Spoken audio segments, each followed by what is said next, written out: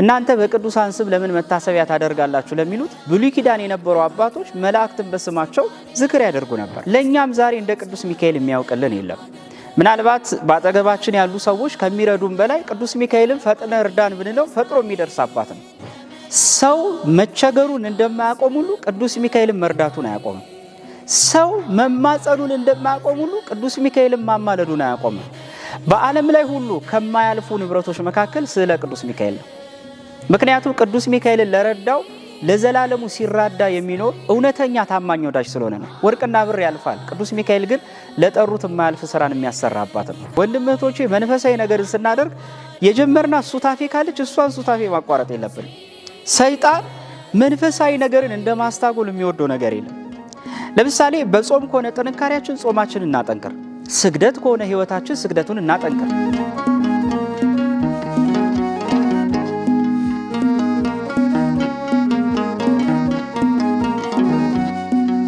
በስመ አብ ወወልድ ወመንፈስ ቅዱስ አሐዱ አምላክ አሜን።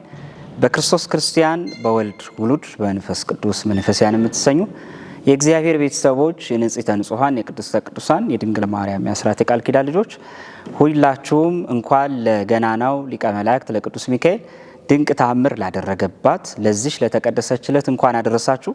ለዛሬ የምንነጋገርበት የትምህርታችን ርዕስ የሚሆነው ቀኝ እጄንም ይዞ አነሳኝ መጽሐፈ ሄኖክ ምዕራፍ 20 ከቁጥር 32 ላይ ያለውን ቃል መሰረት አድርገን ነው። እግዚአብሔር አምላክ ከፈጠራቸው ፍጥረታት መካከል እንደምናውቀው የሰው ልጅና ቅዱሳን መላእክት ስሙን አመስግነው ርስቱን ለመውረስ የተፈጠሩ ፍጥረታት ናቸው። እውነት ለመናገር ስለ መላእክት ስናወራ ፊት ለፊታችን ሁልጊዜ የሚመጡ 7 ሊቃነ መላእክት አሉ። ከሰባቱ ሊቃነ መላእክት ደግሞ ሁለቱ በገጻችን ውስጥ ባይምሯችን ፊት ለፊት በቅዱሳት መጻሕፍት ጎልቶ የተጻፉ ገናና መላእክቶች ይመጣሉ። እነዚህም ቅዱስ ሚካኤልና ቅዱስ ገብርኤል ናቸው። ለዛሬ ግን መታሰቢያ በዓሉን ምክንያት በማድረግ ስለ ቅዱስ ሚካኤል በቅዱሳት መጻሕፍት እንዴት ተገለጸ፣ የዛሬውስ የበዓሉ ምክንያት የመከበሩ ምንድን ነው የሚለውን ለጥቂት ቆይታ እናያለን። ቅዱስ ሚካኤል በዚች ቀን በዋናነት ወደ 3 የሚደርሱ ዋና ዋና ተግባራትን ያደረገበት በዓል ነው። የመጀመሪያውና አንደኛው ቅድስት አፎሚያን ከጸላኤ ሰናይ ኦፈስሩር ከተባለ ለክፋት ከሚፋጠን ከዲያብሎስ ፈተና የረዳበትና እርሷም ድል የምታደርግበትን ኃይልን የሰጠበት ቀን ነው። ሁለተኛው ደግሞ ባሄራን ተብሎ ስሙ የተቀየረለት እንደ ስሙ የሞቱን ደብዳቤ ፍቆ የሕይወት መዝገብ ያጻፈለት በስጋም በነፍስም እንዲጸድቅ ያደረገው የባሄራንን ድንቅ ታሪክና ቅዱስ ሚካኤል እንዴት እንደረዳው የምንዘክርበት ነው። በሶስተኝነት ደረጃ በእስክንድርያ ሀገር የቅዱስ ሚካኤል ቤተ መቅደስ የታነጸበት በዓል ነው። እነዚህን ነገር ከመነጋገራችን በፊት ግን ምናልባት እነዚህ ታሪኮች በሐዲስ ኪዳን የተጻፉ ታሪኮች ናቸው። ቅዱስ ሚካኤል ግን ታሪኩ የሚጀምረው ከሐዲስ ኪዳን አይደለም። ገና ከብሉይ ኪዳን ጀምሮ በዳንኤል ሕይወት ውስጥ ቅዱስ ሚካኤል ተሰብኳል። በሕዝቅያስና በኢሳይያስ ታሪክ ውስጥ ሰናክሬምን ድል በማድረግ ውስጥ የቅዱስ ሚካኤል ታሪክ ተጽፏል። በተለይ ደግሞ የመጀመሪያው መጽሐፍ ጽፏል ተብሎ የሚነገርለት ታላቁ አባት ቅዱስ ሄኖክ በመጽሐፍቶች ውስጥ በተደጋጋሚ ስሙን የጠራውና ብዙ ሚስጥራትን እየተነጋገረ የገለጸለት አባት ቢኖር ቅዱስ ሚካኤል ነው። ከሆነ ጻድቅ ጀርባ ቅዱስ ሚካኤል አይጠፋም። ብዙ ጊዜ በተለይ በብሉይ ኪዳን የነበሩ ተስፋ በሌለበት በቀቢጸ ተስፋ ሲያጽናና የነበረ ከቅዱሳን አባቶቻችን ጎን ያልታጣ ደገኛና ረዳኢ የሆነ አባት ነው። ዳንኤልን እንኳን ብንመለከት ወደ 3 የሚደርሱ ቦታዎች ላይ በድንቅ ሁኔታ ተገልጾ እናገኘዋለን። የመጀመሪያውና አንደኛው ንጉሱ ዳንኤልን እርሱ ከሚፈልገው ጣዖታዊ አስተሳሰብና ከዘመኑ ካለው የጣዖታዊ አምልኮ አንጻር ስለተጻረረው የአንበሳ ጉድጓድ ውስጥ እንዲገባ አድርጎት ነበር እና የሚደንቀኝ እዛ ላይ ታሪክ ላይ ዳንኤልን የረዳበት መንገድ ነው።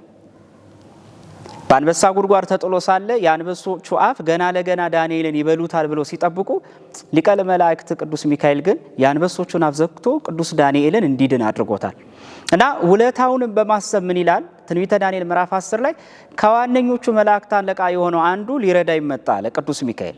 ከዋነኞቹ መላእክት አንዱ ሊቃውንተ ቤተ ክርስቲያን ለምንድን ነው ከዋነኞቹ መላእክት አለ? ዋነኛ የተባሉት 7ቱ ሊቃነ መላእክት ናቸው። ከነዚህ ሊቃነ መላእክት መካከል ቅዱስ ሚካኤል ሊረዳ ይመጣ ብሎ ስሙን ዘክሮ አመስግኖ ነው መታሰቢያውን የጻፈለት። በዚህ አጋጣሚ የብሉይ ኪዳን ቅዱሳን ወይም የብሉይ ኪዳን አባቶች መላእክት በስማቸው ይዘክሩ ነበር። ምናልባት አሁን ብዙ ጊዜ የሚነሳ ጥያቄ አለ በዚህም ዘመን እናንተ በቅዱሳን ስም ለምን መታሰቢያ ታደርጋላችሁ ለሚሉት ብሉይ ኪዳን የነበሩ አባቶች መላእክትን በስማቸው ዝክር ያደርጉ ነበር። ለምሳሌ የሶምሶን እናትና አባት ማኑሄና አንትኩት የትንቢቱን ቃል እንደሰሙ መጀመሪያውን ትኩይት ነበር የሰማቸው። ትጸንሻለሽ፣ በጸነስሽ ጊዜ ወይን ጠጅ አትጠጪም፣ ልጁ በተወለደ ጊዜ በፀጉሩ ላይ ስለት ወይም ምላጭ አያርፍም፣ ናዝራዊ ይባላል ተብሎ ነግሯታል። እና በጣም ደስ ስላላት ለባሏ ነገረችው። ምንድን ነበረ ማኑሄ ያላት? የነገረሽን ነገር ደግሞ ሲነግርሽ መተሽ ለኔ ንገሪኝ አላት። እንደነገራት በእህል ማሳ ውስጥ መካከል እንዳለች ልክ ሲገለጥ ሄዳ ሮጣ ማኑሄን ጠራችው። እና ምንድን ነበረ ማኑሄ ያለው? አንተ ደገኛ የእግዚአብሔር ሰው ወይ ለሚስቴ የነገርካትን እባክህ የተስፋ ቃል ለኔም ንገረኝ አለው። ሚስቱ እንደምትጸንስና እንዴት እንደሚወለድ ፈጽሞ ነገራት። በኋላ የሚደንቀው መሳፍንት 13 ላይ የማኑሄ ንግግር ነው። ለመልአኩ ምን አለው ይላል? አንተ የእግዚአብሔር ሰው ወይ፣ አንተ የእግዚአብሔር መልአክ ወይ የነገርከን ነገር በተፈጸመ ጊዜ መታሰቢያን እንድናደርግ ስምህን ንገረኝ አለው። በደንብ አስተውሉ። ለምንድን ነው ስሙን የጠየቀው? ዝም ብሎ እኮ የሆነ ገሌ የተባለ ቅዱስ ሊረዳ ይመጣ ማለት ይችላል ማኑሄ። ልጁ በተወለደ ጊዜ ያንተ የበጎ ቃል ሲፈጸም መታሰቢያን እንድናደርግ ስምህን ንገረኝ አለ። ዛሬም እኛ የመላእክት ልጆች በስማቸው መታሰቢያ እናደርጋለን። አብያተ ክርስቲያናት ይታነጻሉ በመታሰቢያቸው። በስማቸው ውሃና ቀዝቃዛ ውሃና መብል ተዘጋጅቶ ዝክር ይደረጋል። ይህን ያስተማረን ገና በብሉይ ኪዳን የነበሩ አባቶች ናቸው።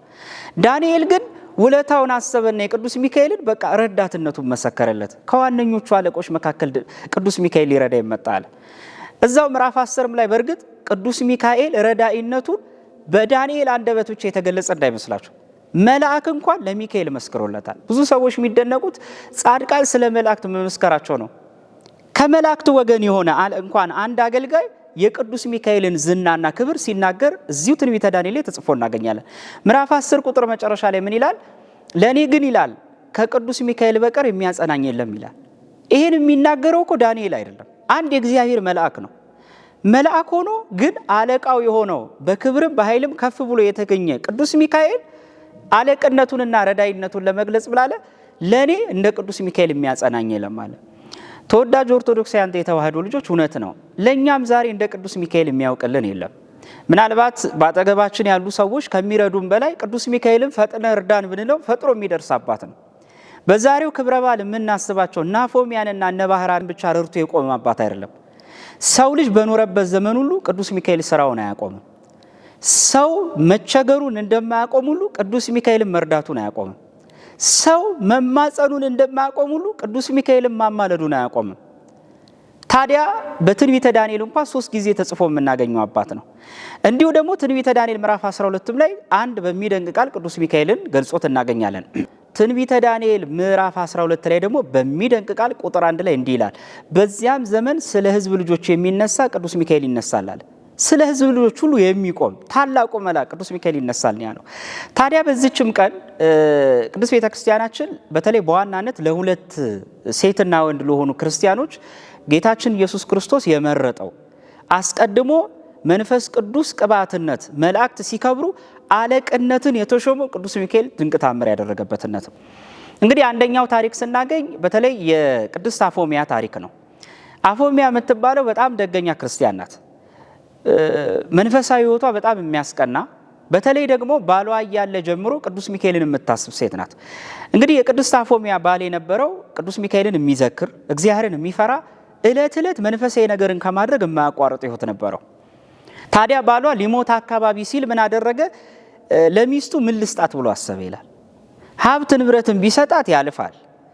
ውድ የሆኑ እንቁዎችን በደረት ላይ የሚደረጉ በአንገት ላይ የዲናር ወርቆችንም ቢሰጣት እሱም ተበጥሶ ይወድቃል፣ ያልፋል። እማያልፍ የቅዱስ ሚካኤልን ስዕል ሰጣት።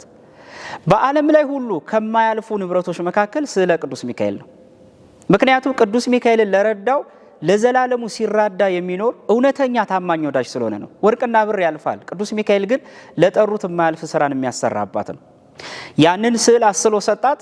ታዲያ ዘወትር ጭንቅ ሲገጥማት፣ ሕማም ሲጸናባት፣ ጸላይ አጋንንት ፈተናን ሲያመጣባት ያንን ስዕል አስቀምጣ ትጸልይ ነበር ይላል። ሰይጣን የዕለት ዕለት ግብሯን እያየ በጣም ይቀናባት ነበረ።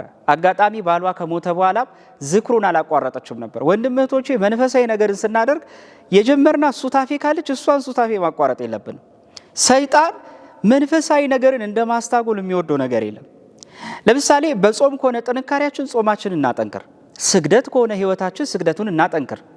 የአፎሚያ ትልቁ ጸጋዋ ቅዱስ ሚካኤልን አማልደኝ እያለች የምትለምን ርኅሩኅ ሴት ነበረች።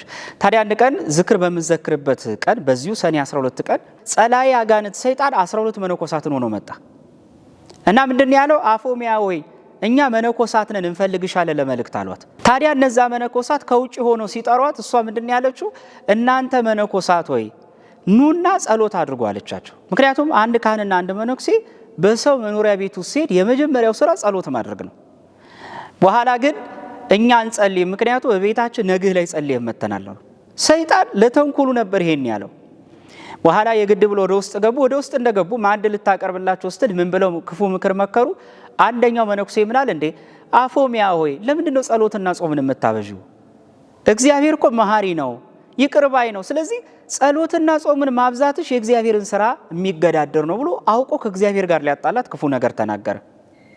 ምንድን ነበረ አፎሚያ ታዲያ ያለችው ድንቅ ንግግር? አባ ሆይ ቆብህና ልብስህ ካህን መነኩሴ ትመስላለህ፣ ንግግርህ ግን የክፉ ሰው ቃል ነው አለችው። ይህን ጊዜ በጣም ተበሳጨ።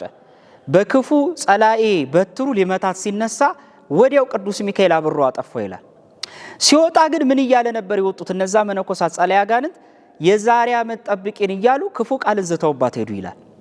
ወጡ። በአመቱ ሰይጣን ያለውን አላስቀረም፣ ቅዱስ ሚካኤልን መስሎ መጣ። በዚሁ አጋጣሚ ውድ ኦርቶዶክሲያን ብዙዎቻችን የሚመስለን ሰይጣን በዚህ ዘመን ጸላኢ ፊቱን ወይም ጽሉም ገጹን አምጥቶ የሚፈትንን ይመስለናል።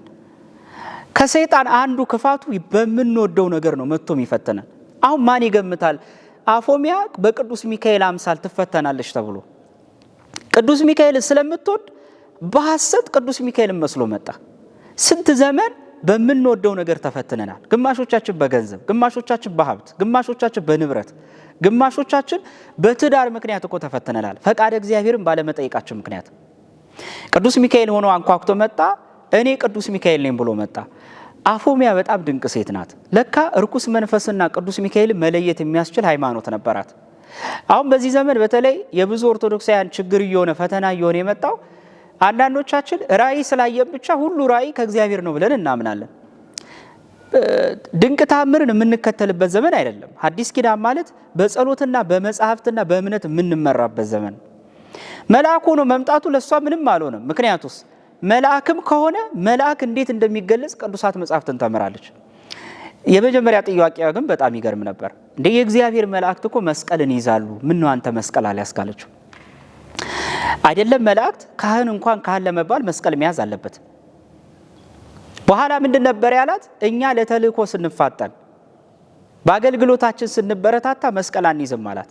ታዲያ ቅድስት አፎሚያ ምን አደረገች? ሁለተኛ መንገድ የቅዱስ ሚካኤልን ስዕል ይዤ ልምጣ ብላ የቅዱስ ሚካኤልን ስዕል ይዛ መጣች። ያን ጊዜ በስዕሉ ፊት መቆም ስለማይችል ጽሉም ገጹን አስፈሪ ፊቱን አሳይቶ ነፍስ ከስጋዋን እለያለሁ ብሎ ሲይዛት ቅዱስ ሚካኤል ከሰማይ እየበረረ መጥቶ ያንን ክፉ ጸላኢ የሆነውን ዲያብሎስን ከእግሯ በታች ረግጦ ጣለው ይላል። ረቂቅ በሆነው በመንፈሳዊ ኩናቱም ቀጥቅጦ ከምድር ሰወረው ይላል። ያን ጊዜ ቅድስት አፎሚያ ቅዱስ ሚካኤልን 3 ጊዜ ሰገደችለት ይላል። ለቅድስት አፎሚያ የደረሰ አምላክ ለእኛም ይድረስልን። ለሚፈታተንን ጸላኢ አጋንንት የሾህ አሜኬላ ፍቶታት እኩያትን የሚያመጣ የዲያብሎስን አሰራር ነቃቅሎ ይጣልን። በእውነት የአፎሚያ ጠባቂ የአፎሚያ ረዳኢ ቅዱስ ሚካኤል ዛሬም ስራውን ይሰራል። እኛ እናውቀውም እንጂ ደጁ ለለመን ነው ስንት ጊዜ ረድቶናል። ስንት ጊዜ ተማጽነ ነው ደጁ ለመጣን ሰዎች እርዳን እባክህን ከኛ ጭንቅ አትሌላል ነው። እንደ አፎሚያ ጠላቶቻችንን ረፍርፎልናል። አፎሚያን ከባረካት በኋላ በጣም የሚገርማችሁ ምንድን ያላት? ከየዛ ሀገር ውስጥ ኪልቅያ ከነበረው ሀገር ውስጥ ኤጲስቆጶሱ ካህናቱ አንቺ ቤት ድግስ አለና ሊበሉ ስለሚመጡ ቤትሽን አሰናጅ ያላት። ያን ቀን ካህናቱ መጥተው ቤቷ በሉ ይላል። ቅዱስ ሚካኤልም ባርኳት ተለየ ይላል። በእውነት ለአፎሚያ የረዳ አምላክ ዛሬም ለእኛ ረዳይነቱ አይለየን። ሁለተኛው ታሪክ የባህራን ታሪክ ነው። የባህራን ታሪክ በጣም የሚደንቀው ትንሽ ለየት የሚያደርገው ለካ እግዚአብሔር በቅዱሳን መላእክቱ ላይ እንዲህ ስራ ይሰራል የሚያሰኝ ታሪክ ነው። ባህራን አባትና እናቱ አስቀድሞ እግዚአብሔርን የሚፈሩ ሰዎች ናቸው እና አጋጣሚ ሆኖ አባቱ ክፉ ጎረቤት ነበረው እና ያ ጎረቤቱ ባለጸጋ ሰው ነው፣ ግን የሀብትና የንብረት ክምችት እንጂ የፍቅር ክምችት አልነበረውም። እግዚአብሔር ከተቆለለ ብርና ሀብት ይልቅ በጣም ጥቂት የሆነች ትህትናን ካገኘ እግዚአብሔር ይስበዋል። ምክንያቱም እግዚአብሔር ከሚያምር ደምግባት ከተከማቸ ሀብትና ንብረት ይልቅ የሚያምር ትሕትናና ቅንነትን እግዚአብሔር ይወዳል። ታዲያ ባልየው ሁልጊዜ ጎረቤቱ ምን ያደርግ ነበር? ክፋትን ይመኝበት ነበር እና አንድ ቀን ሊሞት በሚጣጣርበት ሰዓት ለሚስቱ ምን ይላታል? ዘወትር የቅዱስ ሚካኤልን ዝክር እንዳታስታጉይ፣ ምታጭው እንኳን ባዶ ጥሪት እንኳን ቢኖርሽ ቅዱስ ሚካኤልን ከመዘከር ወደ ኋላ እንዳትይ ብሎ ሚስቱን አሳስቧት ይሞታል። በሞተበት ሰዓት በጣም ስታለቅስና ስታዝን ቅዱስ ሚካኤል ወዲያው ተገለጠና ምን አለ ይላል? አንቺ ሴት ሆይ ከእንግዲህ ባልሽ ሞተዋል፣ ነገር ግን ሀብትና ንብረቱ ለልጅየው አውርሺ ለባህራን ብሎ ተሰውሯት ይሄዳል። ቅዱስ ሚካኤል በሷ አምሳል ሆኖ ለእናትየው ለልጇ ለባህራን ንብረቱን እንድታወርስ ሲናገር ለካ ያ ክፉ ጎረቤት ባለጸጋ ከመስኮቱ ላይ ሆኖ ይሰማ ነበር ይላል። ስለዚህ እንዴት ነው ይሄንን ጥሪትና ይሄንን ሀብት እንዴት ነው መወርሰው ብሎ ማሰብ ጀመረ። ልጅየው ባህራን 10 ዓመት ሆነ እና አጋጣሚ ሆኖ እናትየው ጥሪት ያልቅባታል፣ ገንዘቡ ያልቃል። ልጇን የምታበለው ልጇን የምታጠጣው ለእርሷም ጤናዋን የምትጠብቅበትን ነገር እስከ ማጣት ድረስ ያን ጊዜ የመቸገሯን ነገር ጎረቤትየው ባለጸጋው ስለሰማ ክፋትን አስቦ ምን አድርግ? አንቺ ሴት ሆይ ለምን ልጅሽን እኔ እንደ ልጅ አድርጌ ያላሳድግልሽም ማለት። ይሄ ባለጸጋ እውነት ለመናገር ለባህራን አዝኖ አልነበረም ይሄን ያለው ክፋትን ስላሰበ እንጂ። በኋላ ወሰደው አሳድጓለሁ ብሎ የወሰደውን ልጅ ግን በቁመቱ ልክ ሳጥን አሰርቶ ቁልፍ ቆልፎበት ሳጥኑንም ወደ ባህር ጣለው፣ ቁልፉንም ወደ ባህር ወረወረው። እግዚአብሔር ግን ከባህራን ጋር ነበረ። የእናትና የአባቱ ጠባቂ የነበረ እናትና አባቱ ሲዘክሩት የነበረ ያ የመልካም ቤተሰብ ዝክርን ሲያይ የነበረ ቅዱስ ሚካኤል በልጃቸው ሊክሳቸው ፈለገ።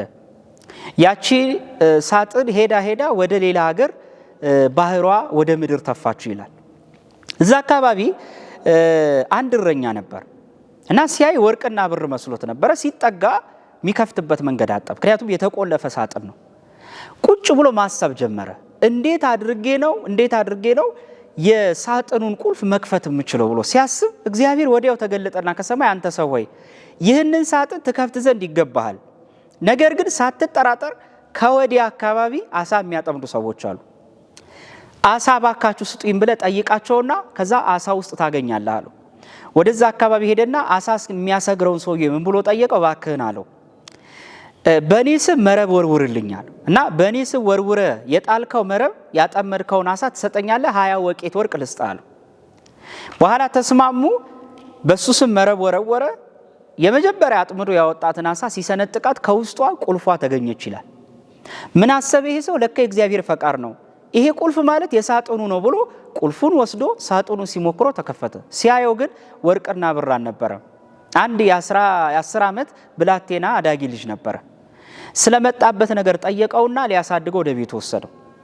እግዚአብሔር አሁንም ስራውን መስራቱን አላቆመም። አሁንም የመላእክት አለቃ ቅዱስ ሚካኤል ስራውን አላቋረጠም ነበረ። ያ ብላቴና ባህራን ወደ እረኛው ቤት ከሄደ በኋላ አጋጣሚ ከጊዜያት ከቀናት በኋላ ክፉ የነበረው ባለጸጋ በአካባቢው ነግዶ የሚያድርበት ቦታ አጥቶ ወደ እረኛው ቤት ሊያድር ይመጣል እና ምን አለው? እባክህ አንተ ሰው ከአካባቢው አዲስ ሰው ነኝ እና እባክህ በቤት አሳደረኛል እና ታድራለህ ብሎ ቤቱ አሳደረው። ብላቴናውንም አይቶ ሰላም ብሎ ተቀመጠ። ማን ነው ባህራን? የትኛው ሕፃን ልጅ ነው የሚለውን ረስቶታል። ከውጭ ሆኖ ባህራንን ምን ብሎ ይጠራዋል? ባህራን ብሎ ስሙን ይጠራዋል። ምክንያቱም የቀድሞ ስሙ ሌላ ነው። ባህራን የተባለው ከባህር የተገኘ ማለት ነው። ባህራን ብሎ ሲጠራው ይሄ ባለጸጋ ምን አለ? ለምንድን ነው ባህራን ያልከው አለው። አይ ከባህር ተጥሎ ስላገኘሁት በሳጥን ውስጥ አለው። ታሪኩን ሲሰማ ለካ ራሱ የጣለው ልጅ እንደሆነ ገባው። ክፋትን ማሰብ ጀመረ። እንዴት እገለዋለሁ ብሎ ይሄን ጊዜ ለእረኛው አንድ ነገር እንድትረዳኝ እፈልጋለሁ አለው። ምንድነው እንድረዳ የምትፈልገው አለው። ይሄንን ብላቴና ሀገሬ ልልከው ፈልጋለሁ ከመንደሬ እኔ አካባቢ ትልቅ የረሳሁት ንብረት አለና ለስራዬ ስለሚያስፈልገኝ እባክህ ልላከው አለው።